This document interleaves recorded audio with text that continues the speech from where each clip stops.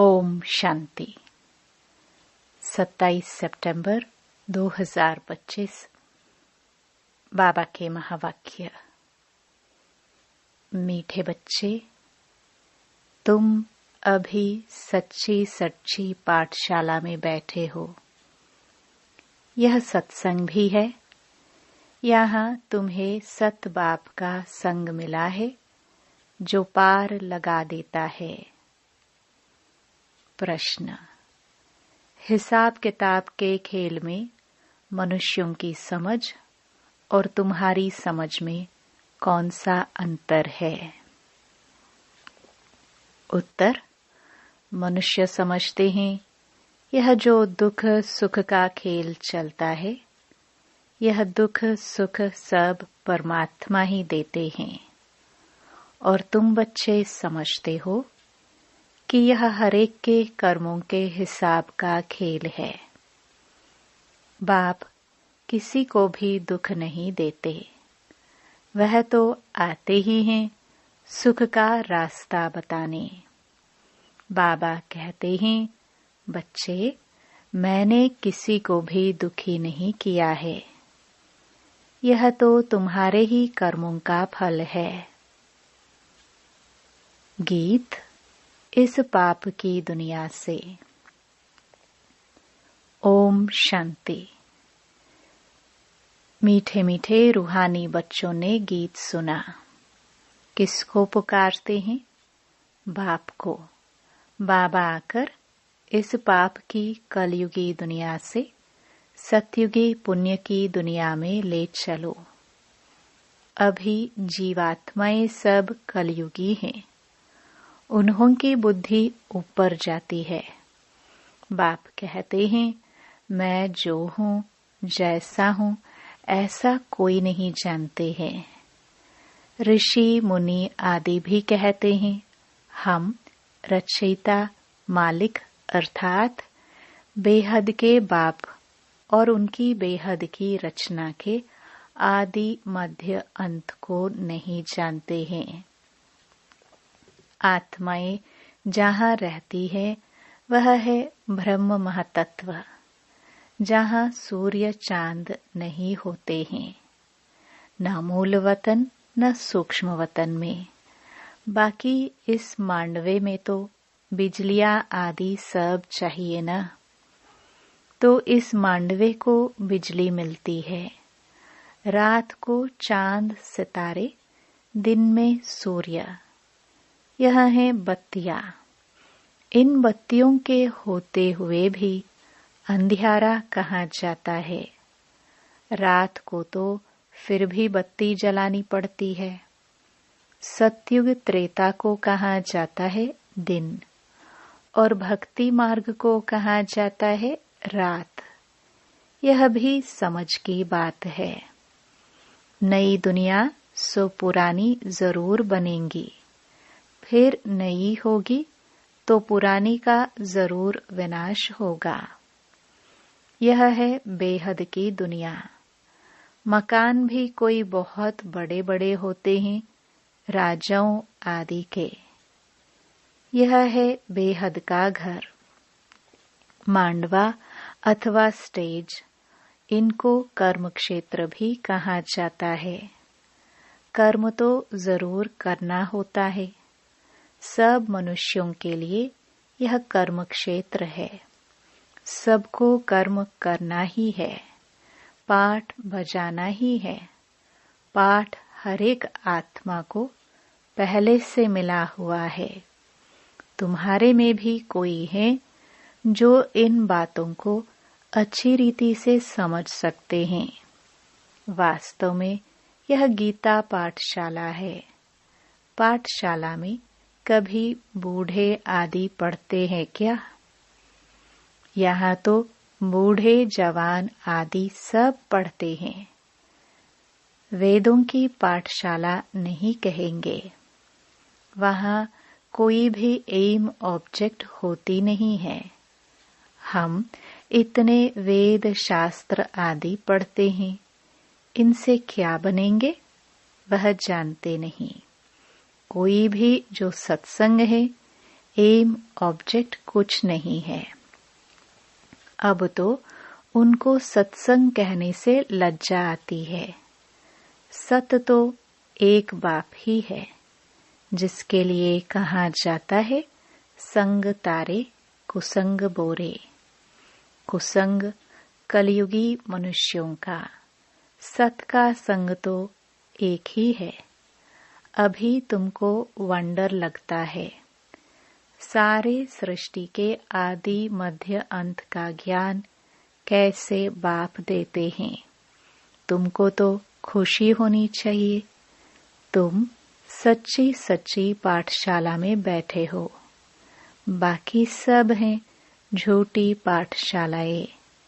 उन सत्संगों आदि से कुछ भी बनकर निकलते नहीं। स्कूल कॉलेज आदि से फिर भी कुछ बनकर निकलते हैं, क्योंकि पढ़ते हैं। बाकी कहाँ भी पढ़ाई नहीं है। सत्संग को पढ़ाई नहीं कहेंगे। शास्त्र आदि तो पढ़कर फिर दुकान खोल बैठते हैं, पैसा कमाते हैं। ग्रंथ थोड़ा सीखकर गुरुद्वारा खोल बैठ जाते हैं। गुरुद्वारे भी कितने खोलते हैं। गुरु का द्वार अर्थात घर कहेंगे ना, फाटक खुलता है। वहां जाकर शास्त्र आदि पढ़ते हैं। तुम्हारा गुरुद्वारा है मुक्ति और जीवन मुक्ति धाम, सतगुरु द्वार। सतगुरु का नाम क्या है? अकाल मूर्त। सतगुरु को अकाल मूर्त कहते हैं। वह आकर मुक्ति जीवन मुक्ति का द्वार खोलते हैं। अकाल मूर्त है ना, जिसको काल भी खा नहीं सकता। आत्मा है ही बिंदी, उनको काल कैसे खाएगा। वह आत्मा तो शरीर छोड़कर भाग जाती है। मनुष्य समझते थोड़े ही हैं कि एक पुराना शरीर छोड़ फिर जाए दूसरा लेगी। फिर इसमें रोने की क्या दरकार है। यह तुम जानते हो, ड्रामा अनादि बना हुआ है। हर एक को पाठ बजाना ही है। बाप ने समझाया है, सतयुग में है नष्टो मोहा। मोह जीत की भी कहानी है ना। पंडित लोग सुनाते हैं। माताएं भी सुन सुनकर फिर ग्रंथ रख बैठ जाती हैं सुनाने के लिए। बहुत मनुष्य जाकर सुनते हैं। उनको कहा जाता है कनरस। ड्रामा प्लान अनुसार मनुष्य तो कहेंगे हमारा दोष क्या है। बाप कहते हैं, तुम हमको बुलाते हो कि दुख की दुनिया से ले जाओ। अब मैं आया हूँ तो मेरा सुनना चाहिए ना। बाप बच्चों को बैठ समझाते हैं। अच्छी मत मिलती है तो वह लेनी चाहिए ना। तुम्हारा भी कोई दोष नहीं है। यह भी ड्रामा था। राम राज्य रावण राज्य का खेल बना हुआ है। खेल में कोई हार जाते हैं तो उनका दोष थोड़े ही है। जीत और हार होती है, इसमें लड़ाई की बात नहीं। तुमको बादशाही थी, यह भी आगे तुमको मालूम नहीं था। अभी तुम समझते हो। जो सर्विसेबल है, जिसका नाम बाला है। दिल्ली में सबसे नामी ग्रामी समझाने वाला कौन है? तो झट नाम लेंगे जगदीश का। तुम्हारे लिए मैगजीन भी निकालते हैं, उसमें सब कुछ आ जाता है। अनेक प्रकार की पॉइंट्स लिखते हैं। ब्रिजमोहन भी लिखते हैं। लिखना कोई मासी का घर थोड़े ही है। जरूर विचार सागर मंथन करते हैं, अच्छी सर्विस करते हैं। कितने लोग पढ़कर खुश होते हैं। बच्चों को भी रिफ्रेशमेंट मिलती है। कोई कोई प्रदर्शनी में बहुत माथा मारते हैं, कोई कोई कर्म बंधन में फंसे हुए हैं, इसलिए इतना उठा नहीं सकते हैं। यह भी कहेंगे ड्रामा। अबलाओं पर भी अत्याचार होने का ड्रामा में पार्ट है। ऐसा पार्ट क्यों बजाया, यह प्रश्न ही नहीं उठता। यह तो अनादि बना बनाया ड्रामा है। उनको कुछ कर थोड़े सकते हैं। कोई कहते हैं हमने गुनाह क्या किया जो ऐसा पार्ट रखा है। अब गुनाह की तो बात नहीं, यह तो पार्ट है। अबलाए कोई तो निमित्त बनेंगे जिन पर सितम होंगे। ऐसे तो फिर सब कहेंगे हमको यह पाठ क्यों। नहीं, यह बना बनाया ड्रामा है। पुरुषों पर भी अत्याचार होते हैं। इन बातों में सहनशीलता कितनी रखनी पड़ती है। बहुत सहनशीलता चाहिए। माया के विघ्न तो बहुत पड़ेंगे। विश्व की बादशाही लेते हो तो कुछ मेहनत करनी पड़े। ड्रामा में आपदाएं, खिटपिट आदि कितनी हैं। अबलाओं पर अत्याचार लिखा हुआ है। रक्त की नदियां भी बहेंगी। कहाँ भी सेफ्टी नहीं रहेगी। अभी तो सुबह को क्लास आदि में जाते हो सेंटर्स पर, वह भी समय आएगा जो तुम बाहर निकल भी नहीं सकेंगे। दिन प्रतिदिन जमाना बिगड़ता जाता है और बिगड़ना है। दुख के दिन बहुत जोर से आएंगे। बीमारी आदि में दुख होता है तो फिर भगवान को याद करते, पुकारते हैं। अभी तुमको मालूम है बाकी थोड़े दिन हैं, फिर हम अपने शांति धाम, सुख धाम जरूर जाएंगे। दुनिया को तो यह भी पता नहीं है। अभी तुम बच्चे फील करते हो ना। अभी बाप को पूरी रीति जान गए हैं। यह सब तो समझते हैं परमात्मा लिंग है। शिवलिंग की पूजा भी करते हैं। तुम शिव के मंदिर में जाते थे, कभी यह ख्याल किया कि शिवलिंग क्या चीज है? जरूर यह जड़ है तो चैतन्य भी होगा। यह सब क्या है? भगवान तो रचता है ऊपर में। उनकी निशानी है सिर्फ पूजा के लिए। पूज्य होंगे तो फिर यह चीजें नहीं होंगी। शिव काशी के मंदिर में जाते हैं। किसको पता थोड़ी है भगवान निराकार है। हम भी उनके बच्चे हैं। बाप के बच्चे होकर फिर हम दुखी क्यों हैं? विचार करने की बात है ना। आत्मा कहती है हम परमात्मा की संतान हैं, फिर हम दुखी क्यों हैं? बाप तो है ही सुख देने वाला। बुलाते भी हैं, हे भगवान हमारे दुख मिटाओ। वह कैसे मिटाए? दुख सुख यह तो अपने कर्मों का हिसाब है। मनुष्य समझते हैं सुख का एवजा सुख, दुख का एवजा दुख परमात्मा ही देते हैं, उन पर रख देते हैं। बाप कहते हैं मैं कभी दुख नहीं देता हूँ। मैं तो आधा कल्प के लिए सुख देकर जाता हूँ। यह फिर सुख और दुख का खेल है। सिर्फ सुख का ही खेल होता फिर तो यह भक्ति आदि कुछ ना हो। भगवान से मिलने के लिए ही यह भक्ति आदि सब करते हैं ना। अब बाप बैठ सारा समाचार सुनाते हैं। बाप कहते हैं तुम बच्चे कितने भाग्यशाली हो। उन ऋषि मुनियों आदि का कितना नाम है। तुम हो राज ऋषि, वह है हठयोग ऋषि। ऋषि अर्थात पवित्र। तुम स्वर्ग के राजा बनते हो तो पवित्र जरूर बनना पड़े।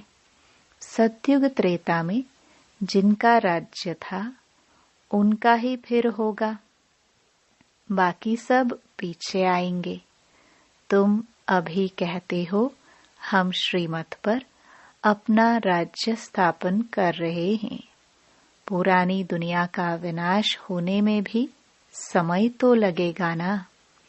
सतयुग आना है, कलयुग जाना है। कितनी बड़ी दुनिया है।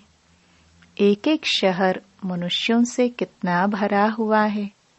धनवान आदमी दुनिया का चक्कर लगाते हैं, परंतु यहाँ सारी दुनिया को कोई देख ना सके।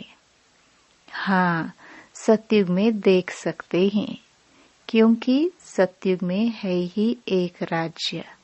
इतने थोड़े राजाए होंगे। यहाँ तो देखो कितनी बड़ी दुनिया है। इतनी बड़ी दुनिया का चक्कर कौन लगाए। वहाँ तुमको समुद्र में जाने का नहीं है। वहाँ सिलोन, बर्मा आदि होंगे? नहीं, कुछ भी नहीं। यह कराची नहीं होगी। तुम सब मीठी नदियों के किनारे पर रहते हो। खेती बाड़ी आदि सब होती है। सृष्टि तो बड़ी है। मनुष्य बहुत थोड़े रहते हैं, फिर पीछे वृद्धि होती है। फिर वहां जाकर अपना राज्य स्थापन किया। धीरे धीरे हप करते गए। अपना राज्य स्थापन कर दिया। अभी तो सबको छोड़ना पड़ता है। एक भारत ही है जिसने किसी का भी राज्य छीना नहीं है, क्योंकि भारत असल में अहिंसक है ना। भारत ही सारी दुनिया का मालिक था और सब पीछे आए हैं, जो टुकड़े टुकड़े लेते गए हैं। तुमने कोई को हप नहीं किया है, अंग्रेजों ने हप कर लिया है। तुम भारतवासियों को तो बाप विश्व का मालिक बनाते हैं। तुम कहाँ गए थोड़े हो। तुम बच्चों की बुद्धि में यह सारी बातें हैं। बूढ़ी माताएं तो इतना सब समझ ना सके। बाप कहते हैं, अच्छा है जो तुम कुछ भी पढ़ी नहीं हो। पढ़ा हुआ सब बुद्धि से निकालना पड़ता है। एक बात सिर्फ धारण करनी है। मीठे बच्चे, बाप को याद करो। तुम कहते भी थे ना, बाबा आप आएंगे तो हम वारी जाएंगे, कुर्बान जाएंगे। तुम्हें फिर हमारे पर कुर्बान जाना है। लेन देन होती है ना। शादी के टाइम स्त्री पुरुष एक दो के हाथ में नमक देते हैं। बाप को भी कहते हैं, हम पुराना सब कुछ आपको देते हैं। मरना तो है, ये सब खत्म होना है। आप हमको फिर नई दुनिया में देना। बाप आते ही हैं सबको ले जाने। काल है ना। सिंध में कहते थे, यह कौन सा काल है जो सबको भगाकर ले जाते हैं। तुम बच्चे तो खुश होते हो, बाप आते ही हैं ले जाने। हम तो खुशी से अपने घर जाएंगे। सहन भी करना पड़ता है। अच्छे अच्छे बड़े बड़े घर की माताएं मारे खाती हैं। तुम सच्ची कमाई करते हो। मनुष्य थोड़े ही जानते हैं, वह है ही कलयुगी शूद्र संप्रदाय। तुम हो संगमयुगी पुरुषोत्तम बन रहे हो। जानते हो पहले नंबर में पुरुषोत्तम यह लक्ष्मी नारायण है ना। फिर डिग्री कम होती जाएगी। ऊपर से नीचे आते रहेंगे, फिर आहिस्ते आहिस्ते गिरते रहेंगे। इस समय सब गिर चुके हैं। झाड़ पुराना हो चुका है, तना सड़ गया है। अब फिर स्थापना होती है। फाउंडेशन लगता है ना। कलम कितना छोटा होता है, फिर उनसे कितना बड़ा झाड़ बढ़ जाता है। यह भी झाड़ है। सत्युग में बहुत छोटा झाड़ होता है। अब कितना बड़ा झाड़ है। वैरायटी फूल कितने हैं मनुष्य सृष्टि के। एक ही झाड़ में कितनी वैरायटी है। अनेक वैरायटी धर्मों का झाड़ है मनुष्यों का। एक सूरत न मिले दूसरे से। बना बनाया ड्रामा है ना। एक जैसा पाठ कोई का हो नहीं सकता। इनको कहा जाता है कुदरती बना बनाया बेहद का ड्रामा। इनमें भी बनावट बहुत है। जो चीज रियल होती है वह खत्म भी होती है, फिर 5000 वर्ष के बाद रियलिटी में आएंगे। चित्र आदि भी कोई रियल बने हुए थोड़े ही हैं। ब्रह्मा की भी शक्ल फिर 5000 वर्ष बाद तुम देखेंगे। इस ड्रामा के राज को समझने में बुद्धि बड़ी विशाल चाहिए। और कुछ न समझो, सिर्फ एक बात बुद्धि में रखो, एक शिव बाबा, दूसरा न कोई। यह आत्मा ने कहा, बाबा हम आपको ही याद करेंगे। यह तो सहज है ना। हाथों से कर्म करते रहो और बुद्धि से बाप को याद करते रहो। अच्छा, मीठे मीठे सिखिलदे बच्चों प्रति माता पिता बाप दादा का याद प्यार और गुड मॉर्निंग। रूहानी बाप की रूहानी बच्चों को नमस्ते। धारणा के लिए मुख्य सार। पहला, सहनशीलता का गुण धारण कर माया के विघ्नों में पास होना है। अनेक आपदाएं आएंगी, अत्याचार होंगे। ऐसे समय पर सहन करते बाप की याद में रहना है। सच्ची कमाई करनी है। दूसरा, विशाल बुद्धि बन इस बने बनाए ड्रामा को अच्छी रीति समझना है। यह कुदरती ड्रामा बना हुआ है, इसलिए प्रश्न उठ नहीं सकता। बाप जो अच्छी मत देते हैं उस पर चलते रहना है। वरदान। मायाजीत विजयी बनने के साथ साथ पर उपकारी भव। अभी तक स्व कल्याण में बहुत समय जा रहा है। अब पर उपकारी बनो। मायाजीत विजयी बनने के साथ साथ सर्व खजानों के विधाता बनो, अर्थात हर खजाने को कार्य में लगाओ। खुशी का खजाना, शांति का खजाना, शक्तियों का खजाना, ज्ञान का खजाना, गुणों का खजाना, सहयोग देने का खजाना बांटो और बढ़ाओ। जब अभी विधातापन की स्थिति का अनुभव करेंगे, अर्थात पर उपकारी बनेंगे, तब अनेक जन्म विश्व राज्य अधिकारी बनेंगे। स्लोगन।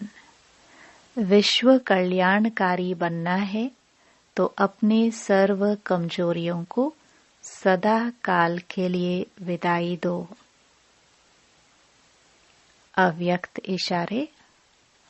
अब लगन की अग्नि को प्रज्वलित कर योग को ज्वालारूप बनाओ।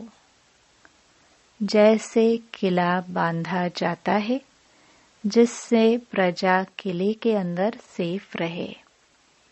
एक राजा के लिए कोठरी नहीं बनाते, किला बनाते हैं। आप सभी भी स्वयं के लिए, साथियों के लिए, अन्य आत्माओं के लिए ज्वालारूप याद का किला बांधो। याद के शक्ति की ज्वाला हो तो हर आत्मा सेफ्टी का अनुभव करेगी। ओम शांति।